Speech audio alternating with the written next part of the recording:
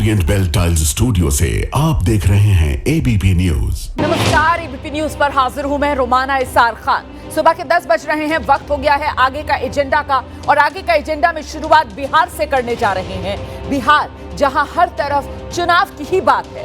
पहले चरण के नामांकन में महज 4 दिन का वक्त बचा है, लेकिन एनडीए और महागठबंधन दोनों ही मुख्य गठबंधनों में सीट बंटवारे की गुत्थी है कि सुलझने का नाम नहीं ले रहे। दोनों खेमों में नाराजगी है, दोनों खेमों में मान मुनव्वल का खेल चल रहा है और चर्चाओं का दौर जारी है।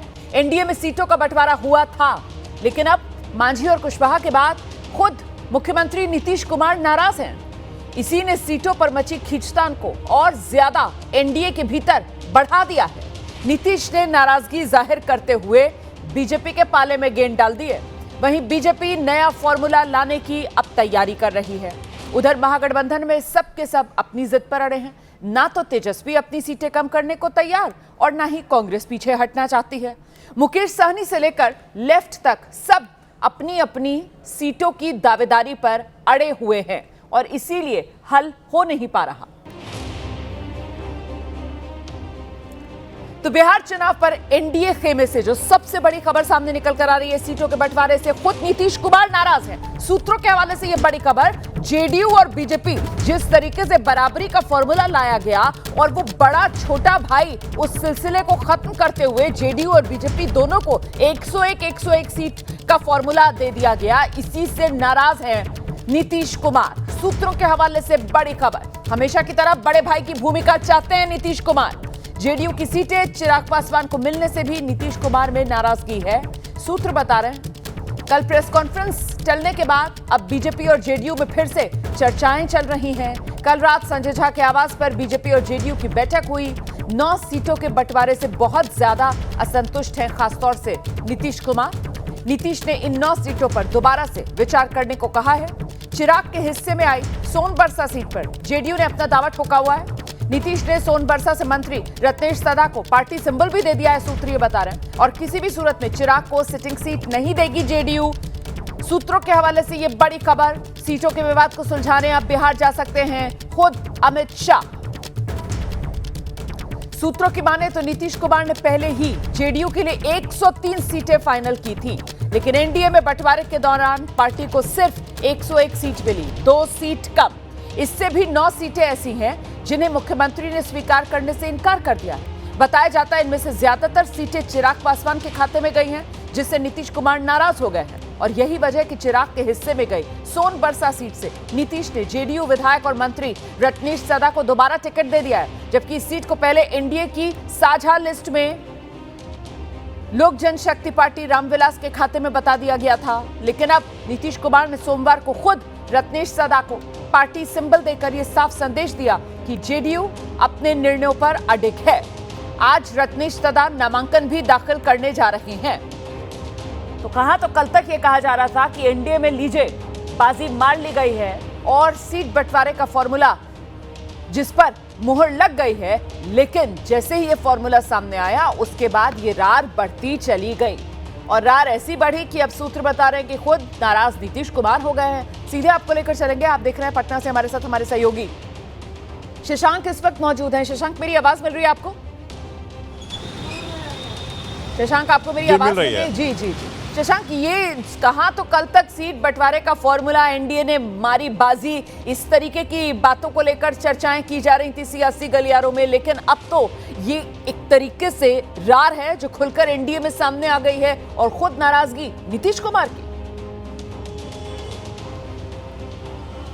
देखिए, सोर्सेज बता रहे हैं 2 बातों को लेकर मुख्यमंत्री नाराज हैं। एक तो जदयू कोटे की कुछ सीटें चिराग को दे दी गई हैं, ये कैसे हो गया, इसको लेकर नाराज़गी है। वहीं जदयू जो है हमेशा विधानसभा चुनाव में बड़े भाई की भूमिका में रही है, बराबर पर कैसे लड़ेंगे, इस पर भी जो है वो नाराज़ हैं कि आखिर ये बड़े भाई या छोटे भाई वाली जो भूमिका थी कैसे ख़त्म हो गई।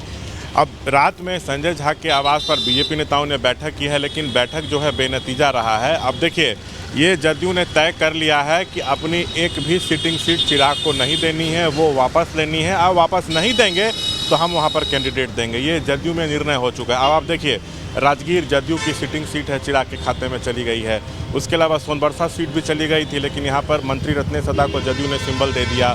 अब इसके अलावा जो है और भी जो है कुछ सीटें हैं, तो जदयू अपनी सीटें जो हैं वो नहीं छोड़ने वाली है। और अब देखिए जो सीट शेयरिंग का जो फॉर्मूला है ना, अब बीजेपी के लिए बहुत सिरदर्द बन गया है। अब इसमें बदलाव हो सकता है। आप रहिए मेरे साथ, तो वो क्या बदलाव होगा जरा ये पहले ब्रेकिंग न्यूज दर्शकों को देते हैं कि ये जो नीतीश की नाराजगी है और सूत्र इसको लेकर बड़ी जानकारी ये दे रहे हैं कि अब ये जो सीट शेयरिंग का फॉर्मूला है एनडीए में, इसमें बदलाव होगा।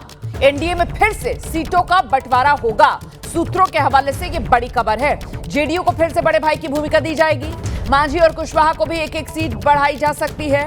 बीजेपी और एलजेपी के कोटे से एक एक सीट कम की जा सकती है। मतलब बीजेपी जो अभी 101 सीटें मिली है वो 100 पर आएगी और एलजेपी रामविलास जिसको 29 सीटें दी गई है उसके खाते में फिर 28 सीटें रह जाएंगी। अपने कोटे की एक एक सीट मांझी को देंगे बीजेपी और चिराग पासवान अपने कोटे की एक सीट कुशवाहा को दे सकते हैं। और नया फॉर्मूला फिर क्या होगा? नए फॉर्मूले के तहत जेडीयू 101, बीजेपी 100 सीटों पर चुनाव लड़ेगी। सीधे आपको लेकर चलेंगे, शशांक लगातार हमारे साथ बने हुए हैं। शशांक, तो ये नया फॉर्मूला और इस नए फॉर्मूले से एक बात पर तो मोहर लग जाएगी कि बिहार में एनडीए के खेमे में वो जो जुड़वा फिल्म लाने की कोशिश की जा रही थी बिहार की सियासत में, वो तो रिलीज से पहले ही फ्लॉप हो गई। अब सवाल ये कि मामला सिर्फ वो बीजेपी के मुकाबले एक सीट ज्यादा वाला, या फिर जिस तरीके से आप सीटों के नाम गिना रहे थे, राजगीर से लेकर सोनबरसा तक और 9 सीटें बताई जा रही हैं, जिन सीटों को लेकर पेच फंसा हुआ है,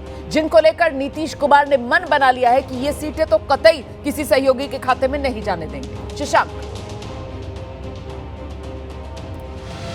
बिल्कुल नहीं जाने देंगे। और देखिए मांझी कुशवाहा भी जो है 6-6 सीट मिलने से जो है नाराज बताए जा रहे हैं। बीजेपी अपने कोटा से एक सीट मांझी को देती है तो उनकी संख्या 7 हो जाएगी। कुशवाहा को एक सीटें चिराग के खाते से दी जाती हैं तो 7 हो जाएगी, तो ये लोग खुश हो सकते हैं। तो उन लोगों को भी जो है इसके जरिए साधा जा सकता है। तो ये फार्मूला जो है हो सकता है कि नया फार्मूला जो है वो सामने आ जाए और इससे ये भी होगा कि बीजेपी की एक सीट कम हो जाएगी तो वो 100 सीटों पे लड़ेगी और जदयू जो है बीजेपी के मुकाबले एक सीट पे ज़्यादा लड़ेगी और बड़े भाई की भूमिका में रहेगी। तो नाराज़गी दूर करने के लिए ये फार्मूला जो है वो अपनाया जा सकता है। अंदर जो है मंथन जो है वो लगातार जो है जारी है। अभी तक इस पूरे मामले में चिराग पासवान को लेकर क्या जानकारी मिल रही है, इस पर भी आप अपनी बात रखिएगा, दर्शकों को बताइएगा, क्योंकि चिराग पासवान तो अभी तक सबसे ज्यादा हार्ड बार्गेनर के तौर पर एनडीए में सीट शेयरिंग के मामले में नजर आ रहे थे। तो अब क्या इतनी आसानी से अपने खाते में आई सीटों में से एक सीट चिराग पासवान खिसकने देंगे? इसको लेकर चिराग का रुख भी आगे शशांक से जानेंगे। लेकिन ये रूठने और मनाने का जो सिलसिला है, इस बीच बिहार बीजेपी अध्यक्ष हैं दिलीप जायसवाल, उन्होंने बड़ा दावा कर दिया, कह रहे एनडीए अपने 5 पांडवों के साथ आगे बढ़ेगा। इंडी गठबंधन के साथ जो कुछ लोग जुड़े हुए हैं आज तक भी एनडीए के तरफ जो है अपना प्रयास जारी रखते हैं, लेकिन एनडीए अपना 5 पांडव के साथ आगे बढ़ेगा और हम भारी बहुमत से सरकार बनाने जा रहे हैं। एनडीए में घटक दलों की नाराजगी के बीच एक और बड़ी खबर मैं आपको बता दूं, बिहार में 3 दिन कैंप करने जा रहे हैं केंद्रीय गृह मंत्री अमित शाह। 16 अक्टूबर को बिहार दौरे पर जाएंगे गृह मंत्री अमित शाह। नामांकन सभा की खुद निगरानी करेंगे गृह मंत्री अमित शाह। बीजेपी शासित 12 राज्यों के मुख्यमंत्री करेंगे नामांकन सभा। बिहार में स्टार प्रचार में होंगे योगी आदित्यनाथ, फडणवीस, हेमंत बिस्व शर्मा। बीजेपी के 20 केंद्रीय मंत्री भी बिहार में चुनाव प्रचार करेंगे पूरी ताकत के साथ। हर बार की तरह इस बार के चुनाव में भी बीजेपी उतरने की तैयारी में, और देखिए किस तरीके से बीजेपी के मुख्यमंत्रियों से लेकर केंद्रीय मंत्रियों तक बिहार में चुनाव प्रचार की कमान संभालेंगे और एक तरीके से आक्रामक अंदाज में प्रचार को धार देंगे एनडीए के लिए। हम सीधे आपको एक बार फिर लेकर चलेंगे, शशांक लगातार हमारे साथ बने हुए हैं। शशांक, ऐसे में महत्वपूर्ण हो जाता है कि एक तरफ एनडीए के अंदर ये सीट बंटवारे वाला पेच सुलझ नहीं रहा है और अब खुद केंद्रीय गृह मंत्री अमित शाह का बिहार जाना क्या माना जा रहा है? क्या अमित शाह ही आखिर में वो धुरी बनेंगे जिनके इर्द गिर्द एनडीए का सीट बंटवारे से लेकर वो संख्या से लेकर कौन सी सीट किस सहयोगी के खाते में जाएगी वो सारे पेच सुलझेंगे? देखिए, नामांकन जो है एनडीए के प्रत्याशी 15, 16 और 17 को करेंगे, फर्स्ट फेज सेकंड फेज को लेके। तो अमित शाह तो 16 को आ रहे हैं, नामांकन सभा की मॉनिटरिंग करेंगे, बीजेपी नेताओं के साथ चुनाव को लेकर जो है बैठक करेंगे, जीत का जो है वो मंत्र देंगे, हर सीट पर जो है उनकी नज़र है। और आपको बता दें, उनके आने का एक मकसद ये भी है कि सहयोगी दलों के बीच बेहतर तालमेल रहे। अगर सहयोगी दल आपस में ही लड़ेंगे तो चुनाव में नुकसान हो जाएगा। तो उनके आने का मुख्य मकसद यही है कि सहयोगी दलों के बीच आपस में बेहतर तालमेल रहे। और हो सकता है जब तक वो आएँ तब तक एक नया फार्मूला भी सामने आ जाए और नाराज़गी भी जो है वो सहयोगी दलों की दूर हो जाए। आप रहिए मेरे साथ में, लौटूंगी आपके पास। देखिए, एनडीए के बाद महागठबंधन का जरा अब यहां पर जिक्र करते चलते हैं। वहां पर भी सीट बंटवारे को लेकर पेच फंसा हुआ है और बड़ी खबर ये आ रही है कि महागठबंधन में 135 सीट आरजेडी अब माना जा रहा है कि चुनाव मैदान में उतरेगी। ये सूत्र बता रहे हैं तेजस्वी ने 100 सीटों पर प्रत्याशी भी फाइनल कर दिए हैं। आरजेडी ने 100 उम्मीदवारों को नामांकन की तैयारी करने को कह दिया। राहुल गांधी से चर्चा के बाद कांग्रेस को 60 सीटें देने को आरजेडी तैयार है। मुकेश सहनी को 35 सीटें देने को राजी नहीं है तेजस्वी यादव। ये बड़ी खबर। एक बार फिर शशांक का रुख करते हैं और जरा जानते हैं, शशांक, अपने कोटे की जो सीटें कांग्रेस की तरफ से मांग की जा रही थी उसको लेकर तो आरजेडी तेजस्वी यादव राजी हो गए हैं। खुद आरजेडी 135, कांग्रेस 60, ये फॉर्मूला तो सामने आ रहा है। लेकिन पेच तो फिर मुकेश सहनी पर आकर ही फंसता है ना। मुकेश सहनी लगातार डिप्टी सीएम के पद पर दावेदारी से लेकर अपनी पार्टी के लिए ज्यादा सीटों की मांग कर रहे हैं। आरजेडी तेजस्वी यादव तैयार नहीं है, तो फिर अब क्या होगा महागठबंधन में? देखिए, सीट शेयरिंग को लेके कांग्रेस आरजेडी में जो है वो सहमति बन गई है। सोर्सेज बता रहे हैं आरजेडी 135, कांग्रेस 60 सीटों पर लड़ेगी। वाम दलों जिसमें सीपीआई-एमएल, सीपीआई-सीपीएम है, इनको 30 सीटें दी जा सकती हैं। 18 सीटें मुकेश सहनी, जेएमएम और आईआईपी के लिए छोड़ी जा सकती है। मुकेश सहनी को 15 सीटें मिल सकती हैं, जेएमएम को 2, आईआईपी को 1 जो है। सहनी को 15 से ज़्यादा सीटें देने की स्थिति में राजद नहीं है, ये सीधा उनको जो है कह दिया गया है। सहनी भले दबाव बनाए लेकिन अब उनके पास कोई रास्ता नहीं है, एनडीए में जगह नहीं है, एनडीए अपना स्वरूप ले चुका है, इसलिए रहना उनको जो है महागठबंधन में ही पड़ेगा। और आज देर शाम या कल सुबह तक जो है महागठबंधन में सीट शेयरिंग का अनाउंसमेंट हो सकता है। देखिए, तेजस्वी लालू जो है आरजेडी की तरफ से कांग्रेस को 50 से ज़्यादा सीट देने को तैयार नहीं थे। बिहार कांग्रेस के नेताओं से बातचीत सीट शेयरिंग को लेकर लगभग बंद हो गई थी। तब कांग्रेस ने ऑपरेशन अखिलेश सिंह चलाया। अखिलेश सिंह पूर्व केंद्रीय मंत्री, पूर्व प्रदेश अध्यक्ष, राज्यसभा सांसद हैं, लालू के बेहद करीबी हैं। लालू तेजस्वी से लगातार संपर्क में थे, लगातार बैठकों का दौर जारी था। जिस फ्लाइट से लालू तेजस्वी दिल्ली गए उस फ्लाइट में वो भी थे, वहाँ भी सीट शेयरिंग पर बातचीत हुई। अंत में लालू जी 60 सीट कांग्रेस को देने को तैयार हो गए। इस तरह की बात जो है वो सामने आ रही है। उसके बाद दिल्ली में कांग्रेस नेताओं से भी तेजस्वी मिले हैं, जिसमें केसी वेणुगोपाल भी थे। तो बातचीत अब लगभग जो है वो फाइनल होने की स्थिति में है। अगर ये ऑपरेशन अखिलेश सिंह नहीं चलाया जाता तो कांग्रेस 50 सीटों पर ही बिहार में रह जाती और ये भी हो सकता था कि महागठबंधन का स्वरूप जो है वो बदल भी सकता था। लेकिन अब चीज़ें ऑल इज वेल बताई जा रही हैं। आज देर शाम या कल सुबह तक जो है चीज़ें क्लियर हो जाएंगी, ऑफिशियल अनाउंसमेंट महागठबंधन में हो जाएगा। बिल्कुल, इसी को लेकर मेरा सवाल था कि आखिरकार वो ऑफिशियल अनाउंसमेंट, आधिकारिक ऐलान वो कब तक किया जाएगा और फिर महागठबंधन में किसके खाते में कितनी सीटें? आरजेडी 135, कांग्रेस 60, मुकेश सहनी और लेफ्ट के खाते में फिर कितनी सीटें जा सकती है? इसको लेकर क्या जानकारी सूत्रों के हवाले से सामने आ रही है, वो नंबर शशांक? वही मैंने आपको बताया कि सीपीआई-एमएल, सीपीआई-सीपीएम कुल 3 पार्टियां हैं लेफ्ट की, इनको 30 सीटें जो हैं वो दी जा सकती हैं। और मुकेश सहनी, जेएमएम और आईआईपी के लिए 18 सीटें छोड़ी जा सकती हैं, जिसमें सहनी को 15, जेएमएम को 2 और 1 सीट आईआईपी को जो है वो दी जा सकती है। मतलब महागठबंधन जो है वो स्वरूप ले चुका है। कल सुबह या आज रात में सीट शेयरिंग का अनाउंसमेंट जो हो जाएगा। और देखिए, अखिलेश सिंह जब अध्यक्ष थे बिहार कांग्रेस के, तो लालू यादव लोकसभा में कांग्रेस को 4 से 5 सीटें देने को तैयार थे। अखिलेश सिंह ही वो शख्स थे जिन्होंने 9 सीट कांग्रेस के लिए ली थी। एक बार फिर बाजी मारते हुए नजर आ रहे हैं, 60 सीट कांग्रेस के लिए लेकर आ रहे हैं।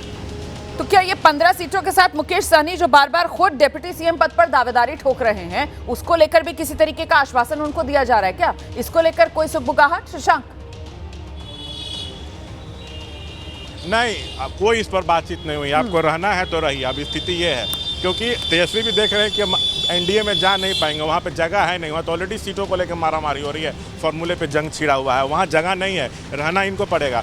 महागठबंधन में ही, और वो तो इस स्थिति में नहीं है आप कि ये कह रहे हैं मुकेश सहनी के लिए मजबूरी का नाम महागठबंधन बनता हुआ ज्यादा नजर आ रहा है, क्योंकि फिलहाल एनडीए और एनडीए जो है वो अपना स्वरूप ले चुका है। मुकेश सहनी के पास एनडीए में जाने की कोई गुंजाइश बची नहीं है और तेजस्वी यादव आरजेडी की तरफ से साफ कर दिया गया है 15 से ज्यादा सीटें मुकेश सहनी को देनी नहीं है। अब मुकेश सहनी के पास कोई विकल्प बचता नहीं है और ऐसे में अभी तक की इस तस्वीर के हिसाब से मुकेश सहनी के लिए मजबूरी का नाम महागठबंधन। वहीं आरजेडी ने फाइनल कर लिए उम्मीदवारों की लिस्ट। ये भी सूत्रों के हवाले से बड़ी खबर आ रही है। 100 सीटें ऐसी हैं जिस पर संभावित उम्मीदवारों के नाम आरजेडी ने फाइनल कर दिए हैं। मनेर से भाई वीरेंद्र को एक आरजेडी का टिकट एक बार फिर दिया जाएगा। मधुबनी से समीर महासेठ को आरजेडी टिकट देगी। मसौड़ी से रेखा पासवान को चुनाव मैदान में उतारा जाएगा। करीब 100 प्रत्याशियों को अब तक नामांकन के लिए तैयार रहने को कह दिया गया है।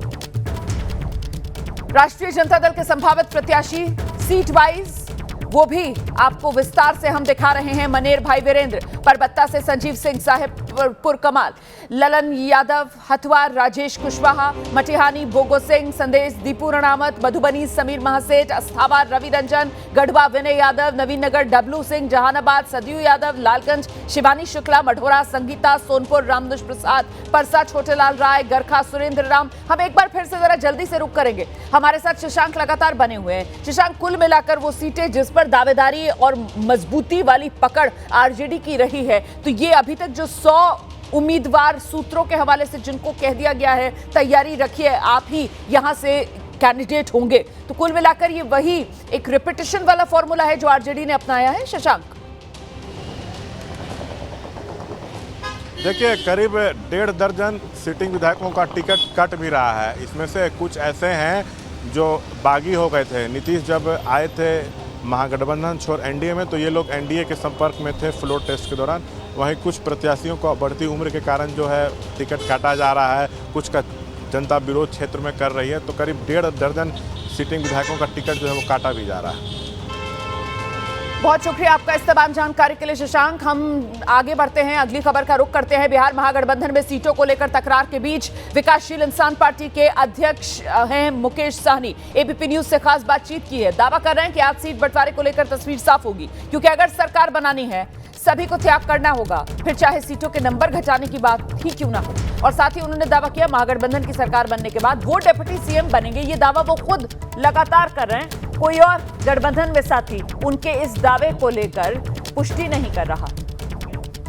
आपने बाइट दिया जिसमें कहा कि महागठबंधन बीमार है, क्या हुआ, क्या हुआ था? मैंने कहा था कि गठबंधन थोड़ा अस्वस्थ है और सभी नेता दिल्ली में ही हैं। राहुल गांधी जी हो, तेजस्वी जी हो, दिल्ली में हैं, तो मैं भी वहीं पे जाके और जो भी चीज़ें हैं वो कंप्लीट कर लिया जाए। सीट शेयरिंग का जो फार्मूला है उसको अंतिम रूप दे दिया जाए। देखिए, ये हर चुनाव में, हर पार्टी में, हर गठबंधन में ये होता है कि आप जब बोलते हैं तो रुकते नहीं हैं। मुलाकात हुई, क्या बात हुई? मैं बता रहा हूँ ना, सभी पार्टी का जो है एक ही लक्ष्य होता है, ज़्यादा से ज़्यादा सीट लड़े, उनके ज़्यादा से ज़्यादा कार्यकर्ता लड़े, और सब एक एक सीट पर ऐसा होता है कि बहुत सब महीनों, सालों, कई सालों से कार्यकर्ता वहाँ पे तैयारी करते हैं। एक बार उनको टिकट नहीं मिलता तो दूसरी बार का इंतज़ार करवाते, तीसरी बार का इंतज़ार कराते, और फिर नेता को लग जाता कि इनको हमेशा हमें हर हाल में चुनाव लड़ाना है। उसी तरीके से हर पार्टी के साथ ये समस्या है। तो अभी चुनाव का समय आ चुका है, बहुत ऐसे सीट है जिसमें सहमति हम लोग को बन चुका है, तो वहाँ पे हमारे कैंडिडेट जो है नॉमिनेशन कर रहे हैं। लेकिन कुछ बहुत सारे ऐसे सीट है जहाँ पे सहमति अभी तक नहीं बना है, और कुछ नंबर को लेके है कि वो नंबर फिगर जो है वहाँ तक मैच नहीं हो पा रहा है। तो अंततः ये जो है वो बहुत जल्दी सॉल्व होना है। मुझे लगता है कल तक तो हो ही जाना चाहिए, ताकि परसों हम लोग प्रेस कॉन्फ्रेंस कर सकें, या कल शाम में ही प्रेस कॉन्फ्रेंस कर लेंगे, और सभी लोग समय को देखते हुए, सिचुएशन को देखते हुए अपने नंबर को कम करेंगे, चाहे वो कांग्रेस पार्टी हो या आरजेडी हो या वीआईपी पार्टी हो। और एंड ऑफ द डे जाके सबको गठबंधन में ही रहना है, गठबंधन से बाहर किसी को नहीं जाना है। गठबंधन में रहेंगे तो रिजल्ट होगा, सरकार बनेगा। गठबंधन से बाहर जाएंगे तो रिजल्ट जीरो होना है। किस गठबंधन में? जिस गठबंधन में हम हैं उस गठबंधन में मजबूती से है। मैं किसी गठबंधन का विकल्प नहीं हूँ। मैं जहाँ वहाँ अपने आप में ताकत हूँ। मैं अपना सरकार बनाना मुझे आता है, मैं अपनी सरकार बनाऊँगा, और मैं महागठबंधन में मजबूती से हूँ। दिल्ली में मुलाकात अच्छी रही, अच्छा रिस्पॉन्स रहा? नहीं, बहुत अच्छा रहा। साथ में प्लेन में बैठ के ही आए हैं, तो मुलाकात ही रहा, अच्छा रहा। बहुत शुक्रिया बातचीत करने के लिए। तो मुकेश सैनी हैं, 24 घंटे बाद दिल्ली से वापस पटना लौटे हैं, लेकिन इस वक्त कह रहे हैं कि सीटों का त्याग अगर करना पड़ेगा तो करेंगे। अच्छा, एक सवाल और रह गया, इसमें डिप्टी सीएम वाली बात रह गई। वो भी होगा, घोषणा हो जाने से डिप्टी सीएम थोड़े हो जाएंगे। सरकार बनने के बाद जनता का आशीर्वाद मिलने से डिप्टी सीएम होगा, और जब हमारी सरकार होगा तो हम नहीं बनेंगे तो कौन बनेगा, इसमें भी कोई संशय नहीं है। ये कॉन्फिडेंस रहना चाहिए कि हम नहीं बनेंगे तो और कौन बनेगा। सीएम तेजस्वी नहीं बनेगा तो और कौन बनेगा। तो उसी तरीके से वीआईपी पार्टी का सनप मल्ला मुकेश सहनी सरकार बनने के बाद डिप्टी सीएम मैं बनूंगा, उसमें कोई किंतु परंतु नहीं। बहुत शुक्रिया हमसे बातचीत करने के लिए। अपने सहयोगी राहुल के साथ नीतिश्री, एबीपी न्यूज़ पटना। इस वक्त एक बड़ी खबर मैं आपको आगे का एजेंडा में बताने जा रही हूं। टिकट बंटवारे के बीच जेडीयू के खेमे से ये बड़ी खबर सामने आई है। मुख्यमंत्री के आवास के बाहर धरने पर बैठ गए हैं जेडीयू के नेता गोपाल मंडल। मुख्यमंत्री नीतीश कुमार के आवास के बाहर प्रदर्शन पर बैठे गोपाल मंडल दावा कर रहे हैं टिकट लिए बिना वो नहीं जाएंगे। इस वक्त की बड़ी खबर हम आपको बता रहे हैं। जेडीयू के नेता हैं गोपाल मंडल और वो बैठ गए हैं धरने पर, और धरने पर बैठे हैं वो नीतीश कुमार के आवास के सामने। तो ये तस्वीरें आपके सामने देखिए किस तरीके से गोपाल मंडल बैठे हुए हैं धरने पर, टिकट की मांग कर रहे हैं। कह रहे हैं जब तक टिकट नहीं मिलेगा तब तक यहां से नहीं हटूंगा। आगे बढ़ेंगे, अगली बड़ी खबर का रुख करते हैं। बिहार चुनाव में तीसरा मोर्चा बनाने की कोशिशें तेज हो गई हैं। ग्रैंड डेमोक्रेटिक अलायंस बनाने की तैयारी चल रही है और इस कोशिश में लगे हुए हैं असदुद्दीन ओवैसी। बिहार में एआईएमआईएम के साथ स्वामी प्रसाद मौर्य की पार्टी लड़ेगी, तेज प्रताप की पार्टी लड़ेगी। चंद्रशेखर और पशुपति पारस से भी संपर्क में है असदुद्दीन ओवैसी। सूत्रों के हवाले से यह बड़ी खबर है। तो बिहार में एक तीसरा गठबंधन बनाने की जुगत में Asaduddin Owaisi. Grand democratic alliance GDA बन पाएगा या नहीं, ये तो कुछ समय में तस्वीर साफ हो पाएगी। फिलहाल इस जीडीए में, ग्रैंड डेमोक्रेटिक अलायंस में असदुद्दीन ओवैसी अपने साथ स्वामी प्रसाद मौर्य की पार्टी, तेज प्रताप, चंद्रशेखर आजाद, पशुपति पारस सभी को लाना चाह रहे हैं और इनके संपर्क में हैं।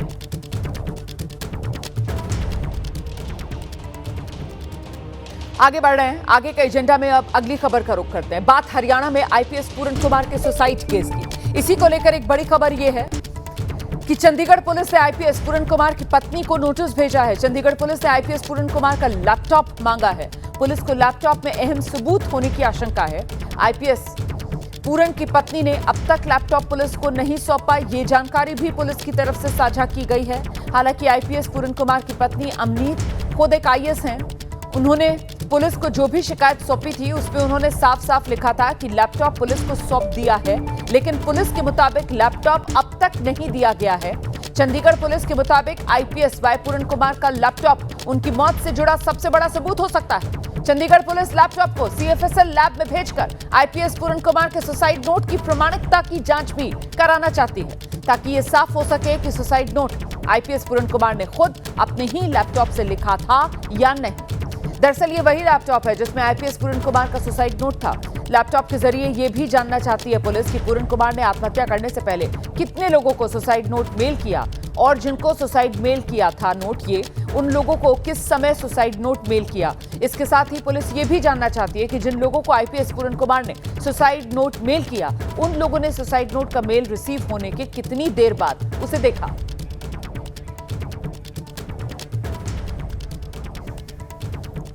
सीधे आपको लेकर चलेंगे, हमारे साथ हमारे सहयोगी सचिन कुमार इस वक्त मौजूद हैं और जरा सचिन से ही जानते हैं। सचिन, अब पुलिस की तरफ से जिस तरीके से ये लैपटॉप की मांग की जा रही है पूरन कुमार की पत्नी से, कुल मिलाकर क्या पुलिस ये मानकर चल रही है कि लैपटॉप ही है जिससे सुसाइड का ये पूरा राज या ये गुत्थी सुलझेगी?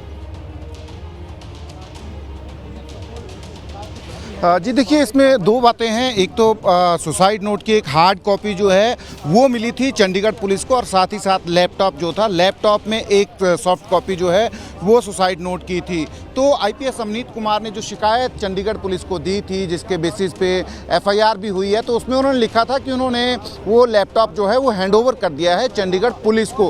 हालांकि चंडीगढ़ पुलिस के मुताबिक वो लैपटॉप हैंडओवर नहीं किया गया है, इसलिए परिवार से कहा गया है नोटिस भेज के कि ये लैपटॉप जो है दिया लिया जाए ये, क्योंकि एक तो ये केस प्रॉपर्टी है, इसकी फॉरेंसिक एग्जामिनेशन होगी। इस लैपटॉप में और भी अहम सुराग जो हैं वो IPS वाई पूर्ण कुमार की आत्महत्या से जुड़े हो सकते हैं, पर परिवार ने अभी लैपटॉप नहीं दिया है। तो ये कहाँ जो है बात अटक रही है, ये जो है चंडीगढ़ पुलिस की तरफ से जो है अभी बताया जाएगा कि क्यों जो है परिवार ने लैपटॉप अभी सौंपा नहीं है। जो फिलहाल जो बात हमारे पास पहुंची है उसके मुताबिक परिवार ये चाहता है कि उनके सामने इस लैपटॉप को जो है वो खोला जाए, इसकी फॉरेंसिक एग्जामिनेशन हो, क्योंकि परिवार को ये डर है कि लैपटॉप में जो मटेरियल है, जो कंटेंट्स हैं, उनसे जो है अल्टर कर सकती है पुलिस। तो इस तरीके का डर जो परिवार को है, हालांकि पुलिस का ये कहना है कि ये लैपटॉप जो है केस प्रॉपर्टी है, इसलिए हमारे पास आना चाहिए और इसकी फॉरेंसिक एग्जामिनेशन होगी। फिलहाल ये केस प्रॉपर्टी है और फिर बाद में इस लैपटॉप को जो है परिवार को ही सौंप दिया जाएगा एज इट इज। इसमें जो कंटेंट है उसको जो है उसकी फॉरेंसिक एग्जामिनेशन के बाद। तो फिलहाल अब लैपटॉप जो है उसके ऊपर बात अटकी है कि लैपटॉप जो है परिवार देता है या नहीं। पर साथ ही आज 8 दिन हो गए हैं वाई पूर्ण कुमार की आत्महत्या को, अभी तक जो है पोस्टमार्टम नहीं हो पाया है। तो हरियाणा सरकार में एडमिनिस्ट्रेटिव लेवल पे भी काफ़ी हलचल हुई है।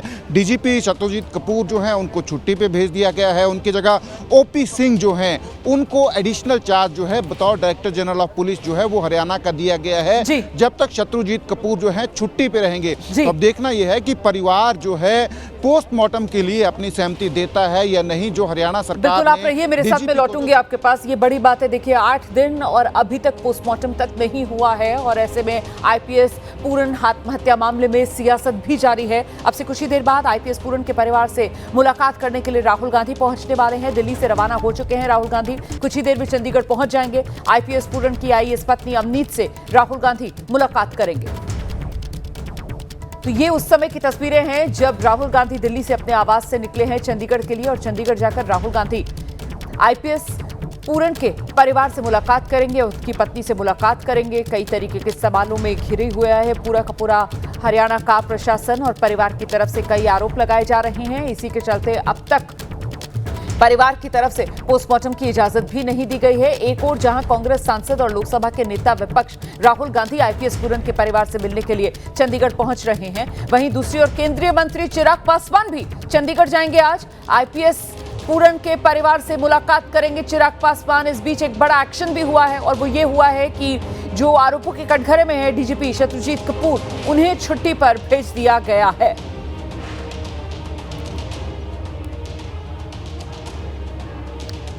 तो जैसा कि अभी हमारे सहयोगी बता रहे थे, OP सिंह को हरियाणा DGP का प्रभार सौंप दिया गया है क्योंकि छुट्टी पर भेज दिया गया है DGP शत्रुजीत कपूर को। हरियाणा सरकार ने ये आदेश जारी कर दिए हैं। DGP शत्रुजीत कपूर जो कटघरे में थे सवालों के, उनको छुट्टी पर भेजा गया है और उनकी जगह अब हरियाणा में DGP का प्रभार OP सिंह को सौंपा गया है।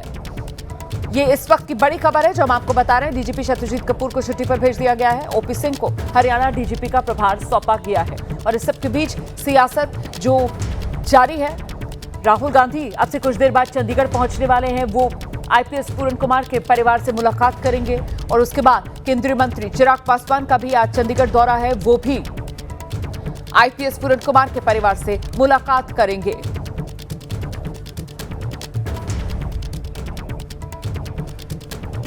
सीधे आपको लेकर चलते हैं, हमारे सहयोगी सचिन इस वक्त हमारे साथ लगातार बने हुए हैं। सचिन, जिस तरीके के सवालों के कटघरे में परिवार की तरफ से DGP को खड़ा किया जा रहा था और DGP को छुट्टी पर भेज दिया गया है, इससे क्या परिवार का गुस्सा कुछ शांत होता हुआ नजर आ रहा है? पोस्टमार्टम अब तक नहीं हुआ है, क्या पोस्टमार्टम के लिए परिवार राजी हो, इसके लिए कोशिशें की जा रही हैं? जी देखिए, परिवार से तो लगातार बातचीत की जा रही है, हरियाणा सरकार की तरफ से की जा रही है, चंडीगढ़ प्रशासन की तरफ से भी की जा रही है। एक तो मुख्य मांग जो है परिवार की तरफ से यही थी कि शत्रुजीत कपूर को जो है DGP पद से हटाया जाए, तो उन्हें छुट्टी पे भेज दिया गया है। पर दूसरी मांग जो है परिवार की वो ये है कि जो चंडीगढ़ पुलिस ने FIR जो इसमें की है, उसमें जो कॉलम नंबर 7 है सस्पेक्ट्स का, उसमें जो है शत्रुजीत कपूर और IPS नरेंद्र बिजारनिया का नाम जो है वो ऐड किया जाए। अब देखना यही है कि परिवार जो है अब शत्रुजीत कपूर को छुट्टी पे भेजने के बाद और नरेंद्र बिजारनिया जो है उनका पहले ही ट्रांसफ़र जो है वहाँ से कर दिया गया है बतौर एसपी रोहतक जो है, अब परिवार मानता है या नहीं पोस्टमार्टम के लिए, ये ज़रूर देखना होगा, क्योंकि इसमें अब जो है बहुत सारे दलित संगठन जो हैं वो भी इन्वॉल्व हैं। एक कमेटी बनाई गई है, उन्होंने आज मंगलवार शाम तक की डेडलाइन दी गई है कि अगर इसमें कोई कार्रवाई नहीं होती है तो फिर वो आंदोलन जो है वो कमेटी जो है वो दलित संगठन जो है वो करेंगे। अब परिवार के पाले में एक बार फिर से गेंद है कि परिवार जो है इसमें क्या जो है लाइन लेता है कि क्या पोस्टमार्टम के लिए वो मानते हैं या नहीं मानते हैं, क्योंकि एक जो मुख्य मांग परिवार की जो है शत्रुजीत कपूर की और जो नरेंद्र बिजारनिया है उनकी गिरफ्तारी की मांग जो है परिवार शुरू से कर रहा है, पर अब शत्रुजीत कपूर को हटा दिया गया है तो हाफ वे जो है सरकार चली है इस सारे उसमें, क्योंकि गिरफ्तारी का जो मुद्दा है वो चंडीगढ़ पुलिस के पास है, वो हरियाणा के पास नहीं है। तो चंडीगढ़ पुलिस की तरफ से अब जो है और हरियाणा सरकार की तरफ से इसमें कोशिश जो है वो की जाएगी। बहुत शुक्रिया सचिन आपका इस तमाम जानकारी के लिए। तो कुल मिलाकर आईपीएस की खुदकुशी का ये मामला और सबसे बड़ा सवाल यही है कि आखिरकार किस तरीके से जांच आगे बढ़ेगी और कब परिवार की तरफ से पोस्टमार्टम के लिए कंसेंट दिया जाएगा, रजामंदी दी जाएगी और कब फिर दाह संस्कार हो पाएगा आईपीएस बाय पूरन कुमार। आइए चुनावी राज्य बिहार से जुड़ी कुछ खबरों पर नजर डालते हुए आगे बढ़ते हैं। पटना में सीएम आवास के बाहर धरने पर बैठ गए जेडीयू के नेता गोपाल मंडल। कहा सीएम नीतीश से मिलने आया हूं, टिकट लिए बिना नहीं जाऊंगा।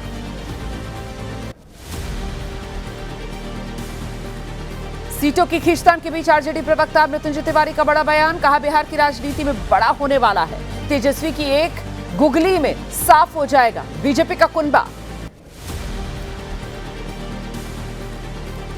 एनडीए में सीटों को लेकर पेच फंसा, सूत्रों के हवाले से खबर। फॉर्मूले में हो सकता है बदलाव, नए फॉर्मूले के मुताबिक जेडीयू 101, बीजेपी 100 सीट पर लड़ सकती है चुनाव। चिराग की भी कम हो सकती है 1 सीट। आज हो सकती है एनडीए की प्रेस कॉन्फ्रेंस, सीटों को लेकर उम्मीदवारों के नाम की हो सकती है घोषणा आज।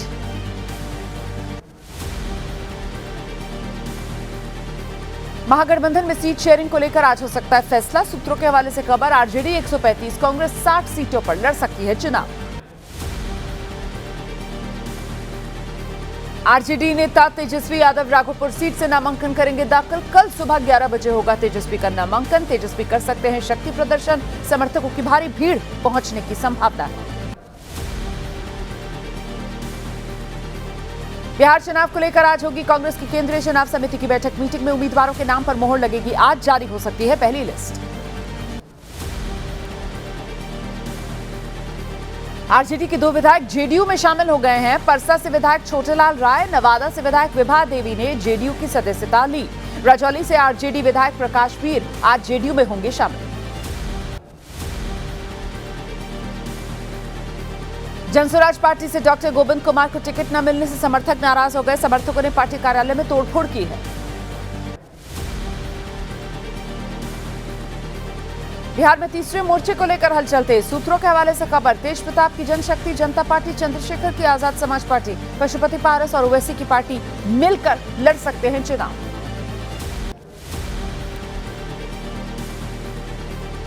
बिहार के अरवल में मॉर्निंग वॉक पर निकले व्यक्ति पर अपराधियों ने ताबड़तोड़ गोलियां चला दी। मौके पर मौत हो गई। पारिवारिक रंजिश में हत्या की आशंका है।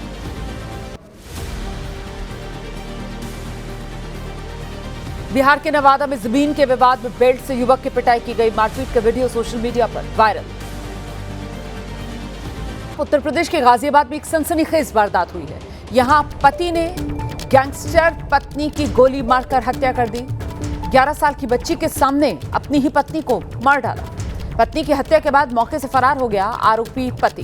गाजियाबाद के मोदीनगर थाने में गैंगस्टर थी मृतक रूबी। ये वारदात गाजियाबाद के राजनगर एक्सटेंशन की पॉश सोसाइटी अजनारा इंटीग्रिटी की है। तो गाजियाबाद में ये सनसनीखेज वारदात, पत्नी गैंगस्टर थी और पति ने ही गैंगस्टर पत्नी की गोली मारकर हत्या कर दी। आगे का एजेंडा में मुझे इजाजत दीजिए।